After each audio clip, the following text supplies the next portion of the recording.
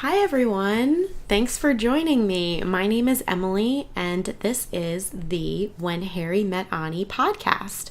This is going to be a podcast mostly about knitting and crocheting, but I might throw in a couple other topics from time to time. I'm an attorney, so I might talk about lawyering. I also have type 1 diabetes and I eat ketogenic, so maybe I'll discuss some of those things very briefly at the end of each episode, but for the most part, this is going to be a podcast about knitting and crocheting. I can't promise that it will be much different from other knitting podcasts out there, but I think it'll be a good outlet for me to share my projects, share some things that I've done over the past 10 years knitting and crocheting, and just to keep the projects coming off the needles, because there's so many things that I want to make, and I think that making a video every week or every other week about it will help me finish things and show them off. So again, thank you for joining me. If you would like to follow me on Instagram, my Instagram is When Harry Met Onnie, and Onnie is Onnie. You can also find me on Ravelry at Mmeister, Emmeister. And please subscribe to this channel on YouTube. I'll be posting videos hopefully every week, depending on my schedule and my workload. But the goal is to do a podcast every week. I hope to keep them about 30 minutes long. So I'm very excited. I think the format will be a lot like other podcasts, so I'll share finished objects, I'll share my works in progress, I'll probably share things that I bought, so without further ado, I think maybe we should just jump right on in, and I'm going to share with you my finished object. I only have one, and it's not really a recently finished object. I finished it probably a month ago, but it's a finished object nonetheless, and it's the last one that is technically finished. I have my first socks. Look how pretty. I put them on sock blockers, even though I didn't block them, but they just look nice on sock blockers. So this was made from the 6 week YouTube series that Red Heart Yarns put out with Marley Bird, the Red Heart Yarn spokeswoman, and she did a video every week on a different part of the sock, and it's designed for first-time sock knitters. So if you've never knit a sock before, in fact, if you've never knit anything before but you want to knit socks, I would highly recommend checking out this video podcast. You don't have to use the yarn they recommend. It was the Red Heart Chic sheep yarn. I wanted to use something different. I think it is a wool blend, the Chic sheep, but I went to my local yarn store and I said, hey, I'm knitting socks for the first time, and they walked me over to like the sock yarn section, and I said, well, I think they're going to be on needles bigger than like a size like 1 or 2, and they were like, oh, well, how big are the needles going to be? And I said, they're going to be size 5 US 3.75 millimeter, and they were like, oh, okay, all right. So they pointed me to Cascade Superwash, Cascade 220 Superwash. So I went with that. So I chose that yarn and went through and followed the YouTube videos. So again, she did it in 6 weeks. So first week was casting on and doing the cuff. Second week was the leg. The third week was the heel flap. And this is the heel flap she did. I think it's just nothing fancy, but I don't even know like if it's a specific heel flap, or maybe it's just called a heel flap. And then for week 4, she did turning the heel and the gusset. Week 5 was the foot, and then week 6 was the toe and casting off, and she did a Kitchener stitch cast off. So I started knitting the first sock, and when I got to week 3, the heel the heel flap went so quickly that I was like, okay, I might as well cast on the second sock to avoid the dreaded second sock syndrome, which I didn't really think was a real thing. But then, I don't know, I started knitting the sock and I was like, this is so much fun, but then I have to do it all over again. What? So, yeah, I finished the heel flap in week 3, and then I immediately cast on, starting again, cuff down with the second sock.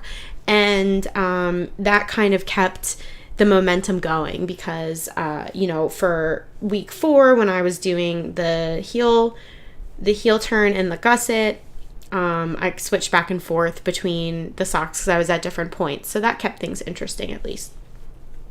So I'm very happy with how they turned out. And it's a long sock. I think from cuff to heel, or from cuff to top of heel, it was 6 inches, I think she had you do. So it is a pretty hefty sock, but she gave instructions in the video for you to do different things if you wanted to do, make the leg shorter, or do stripes, or do different colors for the toe and the heel. So it was a very great YouTube series to follow along and learn how to make a sock. So those are my socks. They're a little dirty because I just like wear them around and get cat hair all over them. I forgot to mention. So my podcast is When Harry Met Onnie, and those are my cats' names. So I live with my fiance, and I'm not sure if I mentioned any of this before because, to be quite honest, I recorded this entire first episode of the podcast and realized afterwards that the mic was on mute. So I have an entire video of me going through all this stuff with no audio. So hopefully this one works. But anyway, so if I already said this in the beginning, I apologize, but I live with my fiance Logan, and we have 2 cats, Harry and Onyx. And Logan got Harry before we moved in together at the Harrisburg Humane Society in 2016. We moved in together in 2017, and while I was studying for the bar exam, he got Harry in 2015. No, I'm getting confused. Okay, I remember how it was. My last year of law school, Logan and I weren't living together yet. I was in Philadelphia and he was in Harrisburg. And he got Harry at the Harrisburg Humane Society in the spring of 2016. And then we moved in together in the summer of 2016. And I was studying for the bar also, the bar exam. And we got Onyx around my birthday. So when Harry met Onnie, our family was complete. So that's where the name of the podcast comes from. They're not here right now. I have the door shut. So maybe another episode, I'm sure they'll make an appearance because they are not shy. They're very sweet. But anyway, yes, cat hair all over the socks and all over a lot of the things that I make. So finished object. All right, so that's all I have for finished objects. So I'm going to move on to a segment that I'm probably going to call From the Vault. Like I said, I've been knitting and crocheting for 10 years. 10 years crochet, about 3 years knitting. So I have a lot of stuff that are finished objects, but not recently finished objects, but still things that I think are worth talking about. So I am going to show you From the Vault.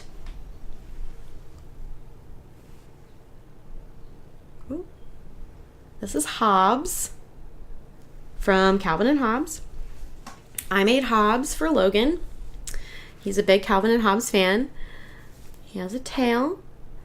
So Hobbes is a crochet stuffy. And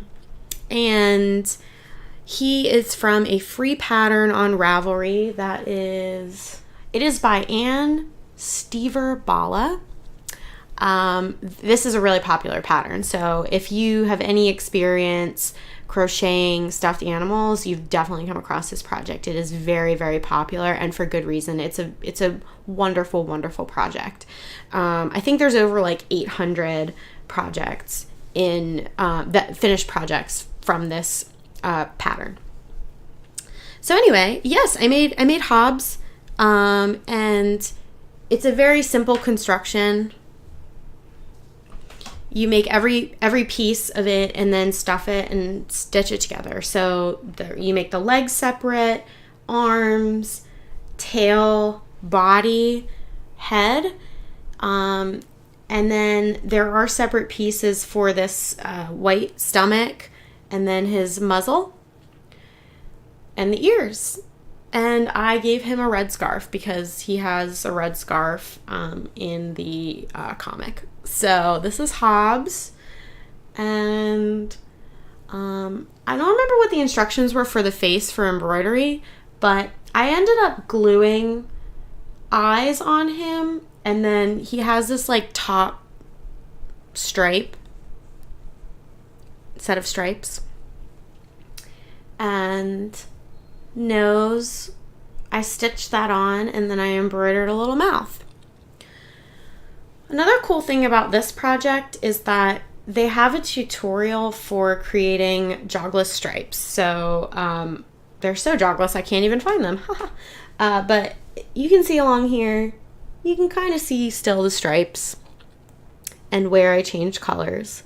But if you're making any kind of animal or stuffed animal with stripes, this is a good pattern to have on hand to help you make jogless stripes.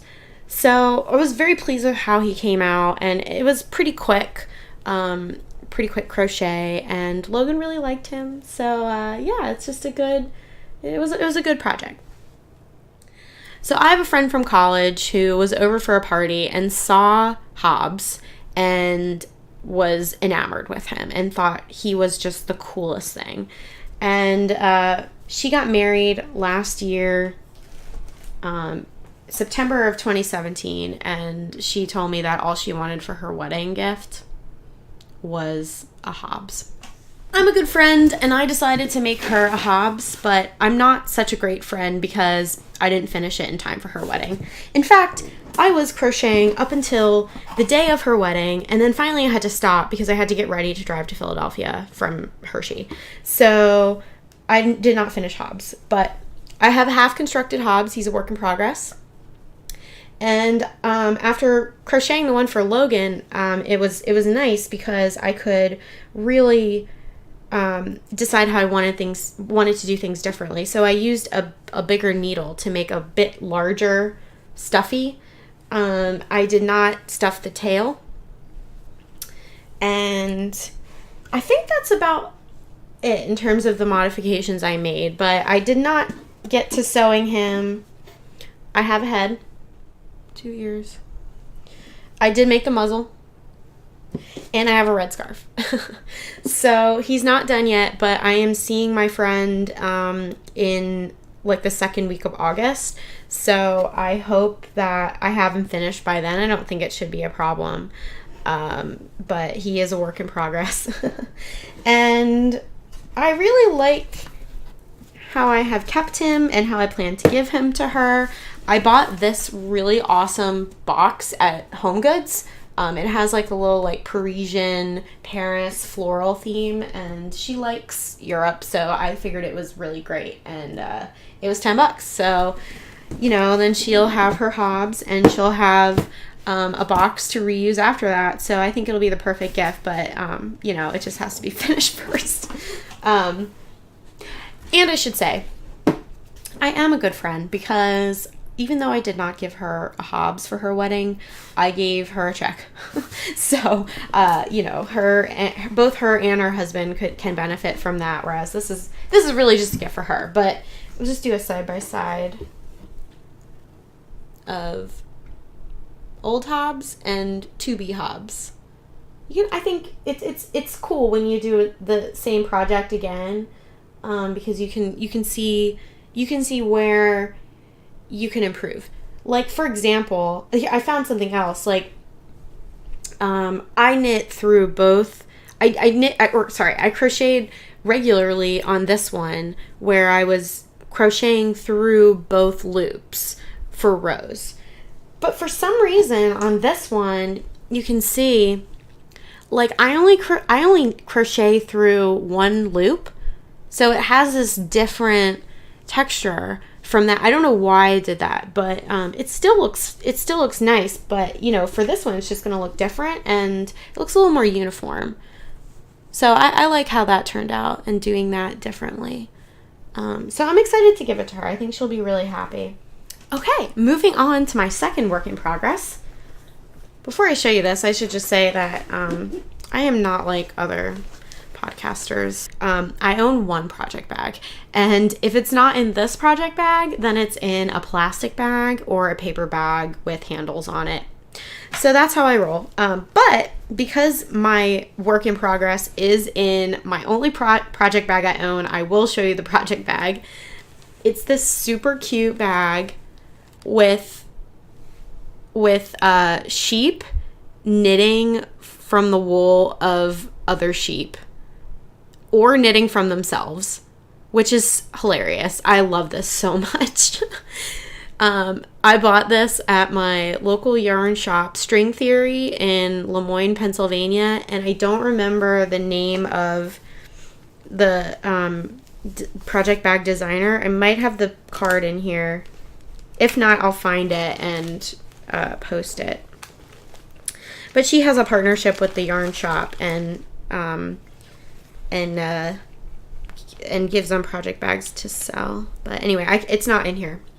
But in this project bag is my Elfreth's Alley cowl. So I am knitting up this cowl. It is a look at that. Oh, I just love like the different patterning that's coming out. That's so cool. It's about halfway finished. I'm on my second skein of Brooklyn Tweed in their Arbor yarn. The color that I have is Wreath, and it's on 2 different needle sizes. The pattern is by Loop Yarn in Philadelphia. I used to live in Philadelphia for 7 years, and Elfreth's Alley, the name of the pattern, the Elfreth's Alley cowl. Elfreth's Alley is a street in Old City, Philadelphia.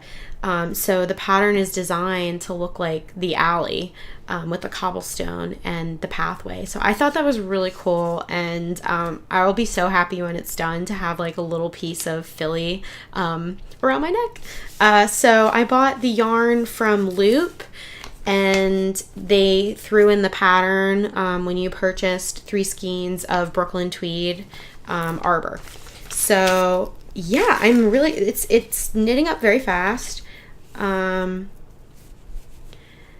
And my mama taught me how to knit in purl, and if you can knit in purl, you can do this. So that's all I'll say, because it's not a free pattern. But this is my work in progress, the Elfreth's Alley cowl. I love it.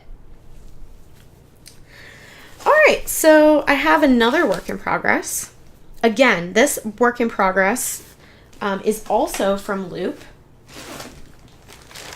I get their emails and I see a kit I like and I'm like, I need that right now. And they have a great, like, they ship and it arrives in 2 days, and then I can start something. So yeah, living in my Loop project bag is my Annalise wrap.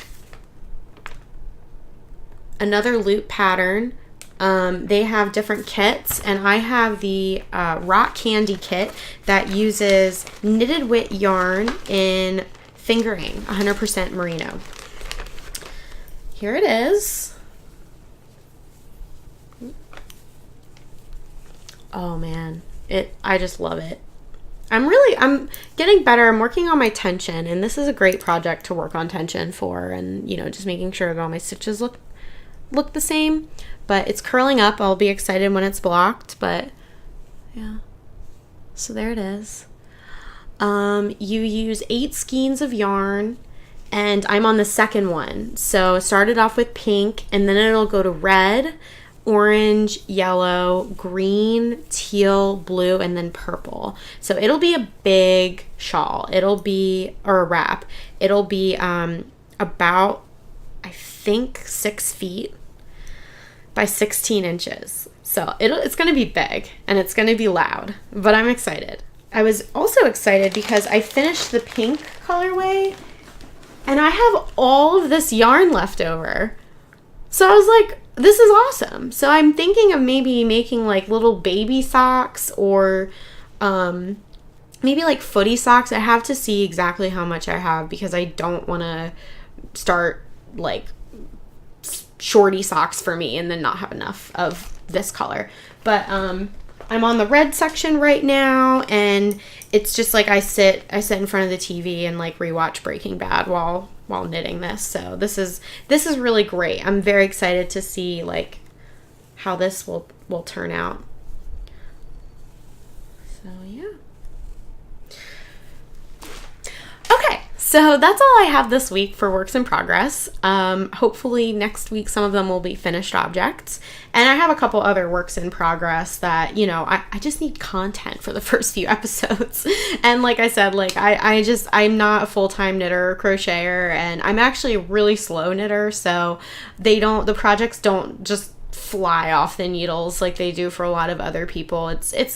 They're slow burns. So I'm going to move on to a segment that I'm going to call Prime Time, which is going to be a section where I talk about things that I've bought on Amazon. Or it doesn't have to be Amazon, but in the age of Prime, most of the things that I buy and that arrive immediately are from Amazon. And you can find a lot of knitting and crocheting stuff on Amazon. It won't be an exclusive segment to Amazon items. I can talk about yarn that I buy or things that I buy from local yarn shops, but this one I have today came from Amazon. So I bought this book that arrived this week. It's called Garter Stitch Revival. I'm not sure how popular it is. Maybe you've heard of it if you are familiar with project books. But I was very excited about this because it's 20 projects that are based on garter stitch. I think some of them are exclusively garter stitch. Some of them have garter stitch featured in specific sections.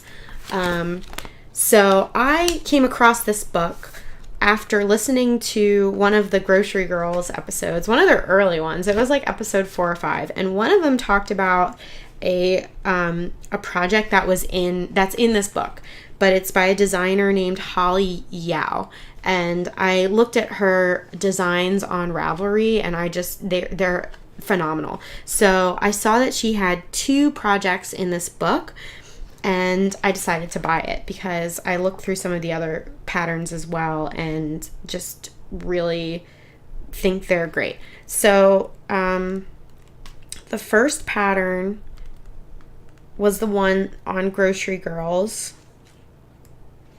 It was the Blackcomb cowl. It's just lovely. Definitely would love to make that. That one. I mean, it's gorgeous. Okay, and then I've never really made a cardigan. That looks promising. That's another design by Holli. So I really love that. Would love to cast that on. And then the other one that I saw, there's several in here that are really cute. I mean, there's like fingerless mitts, there's halter tops, there's all kinds of stuff. I really loved this Seashell Dolman tee, which would be a great summertime knit. I mean, look at that. Look at that. The stitching. That's just so cool. I love that, you know, the pattern on the abdomen. I think that's so cute. So, yeah, Garter Stitch Revival. A lot of promising knits in here, so check it out if you're interested. All right, so I think for my last few minutes of my 30-minute podcast, I am going to talk a little bit about what I've been eating. So, like I said, I have type 1 diabetes, and my fiance and I eat for the most part ketogenic. So I thought I would share with you guys the magic of the dish that we're having tonight for dinner and that we've had in the past. We are members at Sam's Club, and if you're anything like us, you know that Saturdays at Sam's Club are good days because you can go and you can try all the food, and you end up walking away with a 2-pound tub of spinach and artichoke dip or a pound of 3-alarm cheese. So we walked away with those 2 things, and we also walked away with pulled chicken and pulled pork. So here it is. For $10 at Sam's Club, you get 2 pounds of pulled pork or pulled chicken.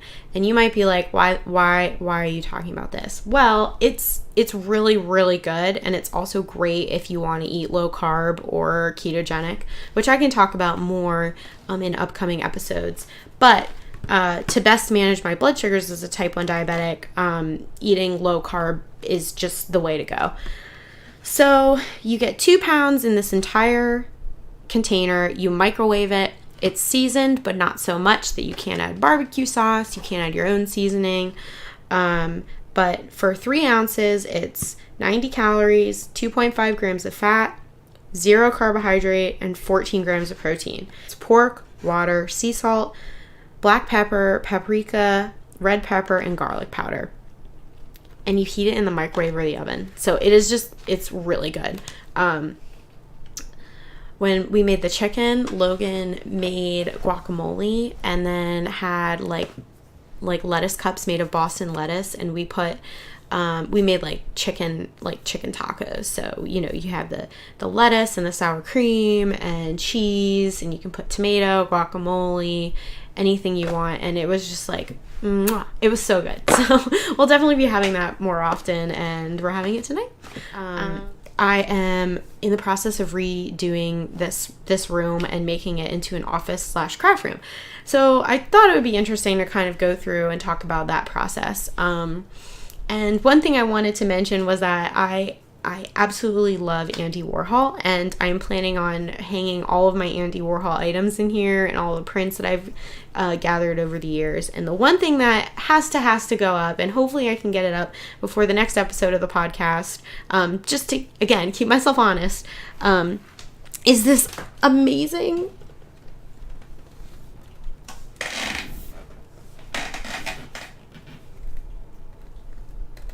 Oh my gosh. My mom and I did this puzzle, and then she got it framed for me. So there's no other place in the house it belongs except for in here. So I gotta pick a place for it, and then it'll be the first Andy Warhol piece of artwork to grace the walls. So I'm very excited. So stay tuned for more developments on my yarn room, office, project area, sewing table, etc. So I'm very excited. I think that's it for my first episode. Hopefully the audio worked, and I really appreciate you sticking around if you made it all the way through 30 minutes. And please follow me on Instagram and subscribe to my YouTube channel to find out when the next episodes will drop, and to just stay updated on all things When Harry Met Onnie. All right, see you next time.